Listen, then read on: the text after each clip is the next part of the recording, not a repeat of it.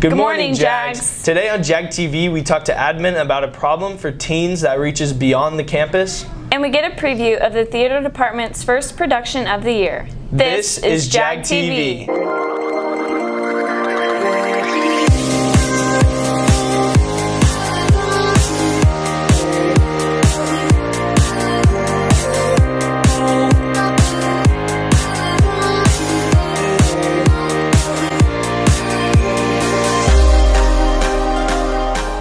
Congratulations to band on getting first place at Bands of America in McAllen. They will be competing this weekend in Austin in hope of bringing back another win. All underclassmen will take the PSAT test on October 10th. Don't forget to bring a pencil and check all the hall listings for your assigned classroom. For all NHS members, there will be a meeting on October 4th in the NPR room. There is a student holiday on October 8th. There is an increasing concern as minors get their hands on e-cigarettes and Juuls, and of course this has caught the attention of both parents and the FDA. Aldara and Jackson tell us more. They are easy to conceal, and in fact some parents don't even realize what they are. In 2017 alone, more than 2 million middle and high school students admitted they were active users of e-cigarettes.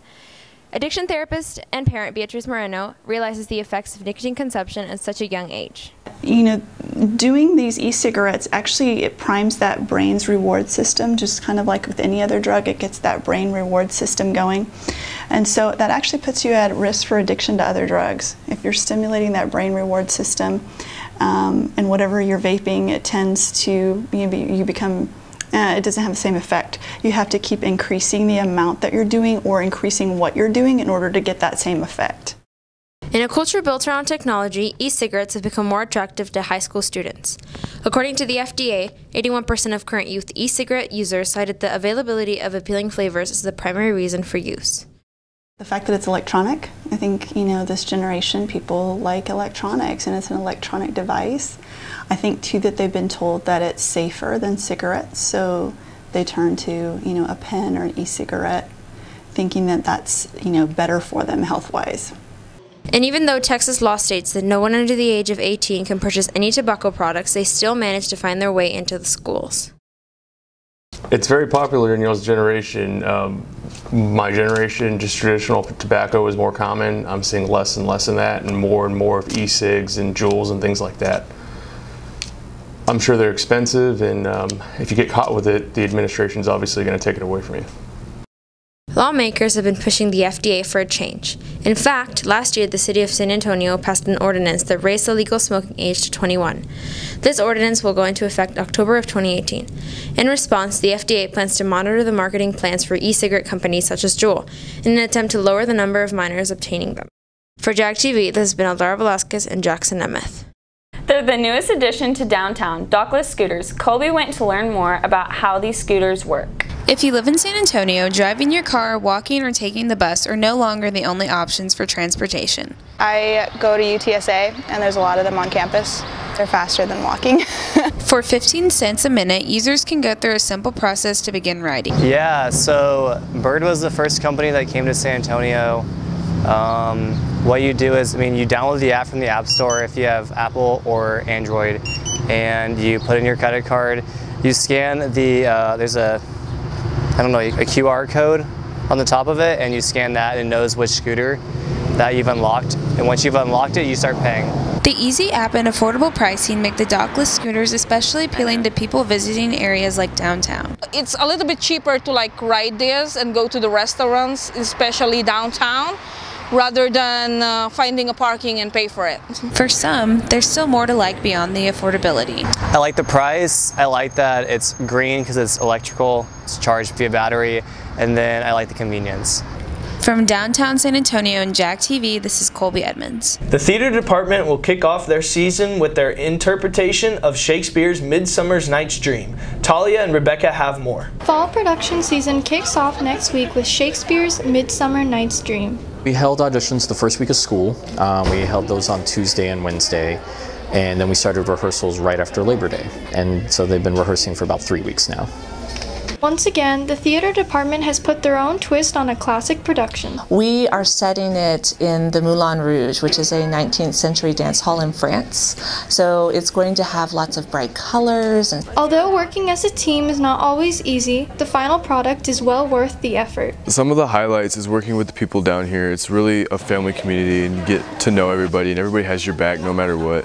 The play will take place on October 4th through 7th. All tickets will be $10. A new club on campus is helping students advance their careers in business and marketing, for some before they even graduate. Javier and Eduardo have the details. Senior Brooklyn Harris has used the modern marketplace to get a head start on creating a business. For my Etsy, I do watercolor and calligraphy things, as well as like tassel earrings and these hair wraps as well.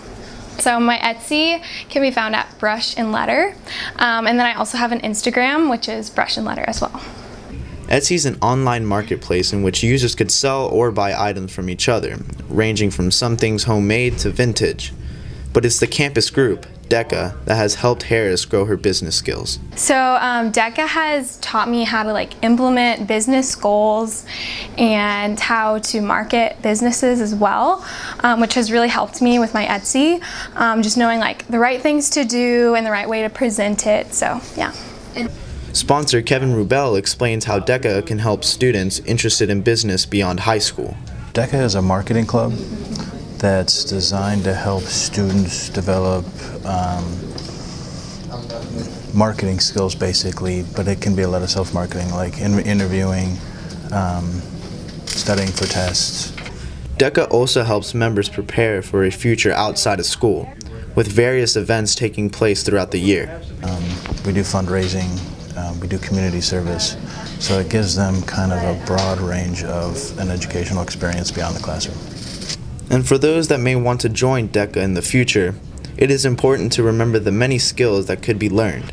I would definitely say go for it and join, because I know I was a little hesitant at first to join, but after competing and being in it for a while, it has taught me so much, and I know that if you join, it'll teach you so much too, for college, for the future, all of that. For JAG TV, this is Javier Juarez. If you would like more information, you can talk to Mr. Rubel in room E204. Now to Caleb and Nick with sports.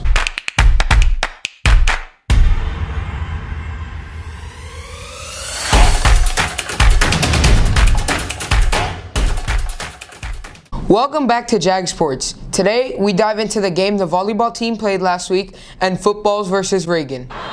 On Wednesday, the girls varsity volleyball team faced off against the newest addition, South San. The Jags swept the Bobcats in 2 sets. Jags faced the Churchill Chargers Wednesday, September the 26th. You know we couldn't forget about football. The Jags threw down against rival Reagan the past weekend, and oh boy, it was a good one. We sent Gabe Dion to get the story. Coming into the first district game, both teams had a matching record of 2-1. Going into the 11th year of the rivalry, the Jags were able to secure last year's victory in a nail-biting fashion. Throughout its existence, the Stone Oak rivalry has turned into a fan favorite and is no doubt one of the highlights of the school year. We caught up with one of the jungle leaders on what this game means to the community. You know, we've always been competitive with Reagan ever since 2008, since the school opened, so I think it's really special. I mean, everybody holds everything to their heart, and we just have to beat this school. It's just something we have to do. It's tradition. Unfortunately, the Jags fell to the Rattlers 34-28. With a little over a minute left, senior Logan Randall connected with sophomore Shane Johnson for a TD to take the lead, but the Rattlers came striking back, sealing the deal with a touchdown. This has been JAG Sports. There's a junior whose talents are not just unique, they're sharp. Julia and Talia have the story. Inspired by his mother, Diego Quiñones has been fencing recreationally and competitively since the age of 10. Well, my mom fenced in college at UTEP, and when she moved down to San Antonio, she decided she wanted to keep doing fencing recreationally. And then it got to a point where when I turned 10, I decided I wanted to take it up too. And I enjoyed it so much that I wanted to keep doing it. In preparation for a tournament, practice intensifies for Quiñones with the addition of weight and endurance training. Recently, Quiñones participated in a tournament of 56 participants and placed 16. I had a tournament this weekend in Dallas and Irving, and it consisted of about 56 fencers from Texas to Oklahoma, even from California. And so I started I started fencing in pools, and then it got to direct eliminations, and I beat 2 of my direct eliminations, and I got top 16. Quiñones has practiced 3 to 4 times a week and competes in tournaments at least once or twice a month. But with perseverance and focus, he's able to enjoy the rewards that come along with the sport. The emotional standpoint on fencing, there's a lot of strain that you have on your mind while you're fencing and about. It's very short, but it stresses you out so much that at the end of the touch you just have to let it out, and it's a great feeling after you do that. At the USA Fencing Club, this is Talia Pimienta for JAG TV. Julie takes us to a nearby Thai restaurant that is more than just food. It is a serving of authentic Thailand culture. After arriving to the States from Thailand about 40 years ago, Thomas Vongpatron's passion for cooking grew after getting his first job as a cook in America. In 2017, Vongpatron opened up Thai Cuisine and Pho House by 281 in Evans.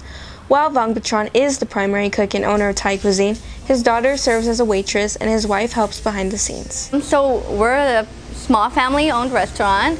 My family is originally from Thailand, and we've lived in San Antonio for about over 10 years, and we decided to open a Thai restaurant to share our culture of food with our community, friends, family. Thai Cuisine and Pho House offers genuine, authentic Thai food along with some Vietnamese choices. Their most popular dishes and appetizers include pad Thai, sesame chicken, nam, curry, rangoons, and more for affordable prices. So our menu is mostly based on Thai food, but we also have Vietnamese, a little bit of Vietnamese, such as pho or Vietnamese egg rolls on the menu. Along with authentic food, Thai Cuisine provides the freshest veggies, fruits, and meats possible. We gather our food every day from local markets so that our food is always fresh, and with all these ingredients we're able to make it from scratch, and which makes it authentic, very organic, and always delicious. This is Julie Valencia from JAG TV. Now here's something fun from the crew.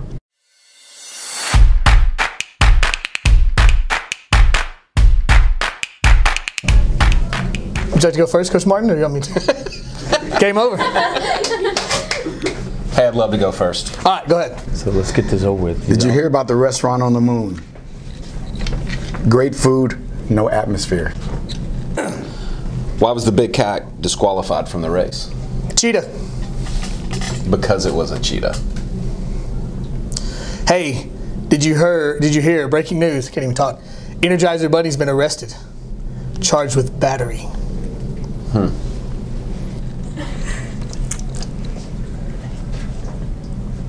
Want to hear a joke about construction? I'm still working on it. What do you call a fake noodle? An impasta. What do you call an elephant that doesn't matter? Irrelevant. Why did octopus beat the shark in a fight? I don't know. Because it was well armed.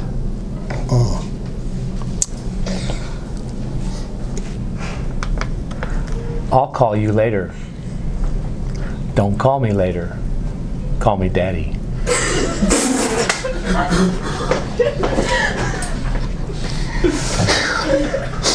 A sandwich walks into a bar. The bartender says, "Sorry, we don't serve food here." I think about that one. It's like a joke grenade a few seconds later. Yeah, it wasn't that good. No, it wasn't. That's all right. Who's your daddy? Coach Gazelle. He's old enough to be everybody's daddy. Granddaddy. Great granddaddy. What's up, Coach Gazelle? I think I'm done. Perfect. Why did the Clydesdale give the pony a glass of water?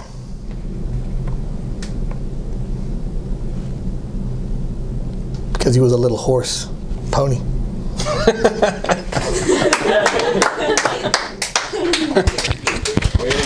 It's the face, man. It's not even that funny. It's just the face. See you next time, Jags.